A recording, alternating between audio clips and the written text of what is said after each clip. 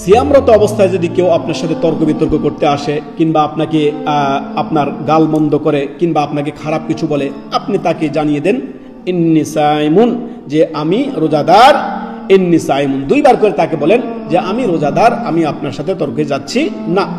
সিয়ামরত অবস্থা আপনি কখনোই তর্ক বিতর্কে লিপ্ত হবেন না, আপনি কখনো ঝগড়া বিবাদে লিপ্ত হবেন না, আপনি কোনো অশ্লীল বাক্যে লিপ্ত হবেন না, আপনি কোনো ফাহিশা কাজে লিপ্ত হবেন না, আপনি কোনো প্রকার অনার্থক অহেতুক কাজে আপনি লিপ্ত হবেন না। এই সিয়ামের দিনগুলোকে আপনি কাজে লাগান, এই সিয়ামের রাতগুলোকে আপনি নেক আমলের কাজে লাগান, এই সিয়ামের দিন এবং রাতগুলোকে আপনি নেক আমলের প্রতিযোগিতা আপনি এগিয়ে যান। আল্লাহ আমাদেরকে তৌফিক দান করুন।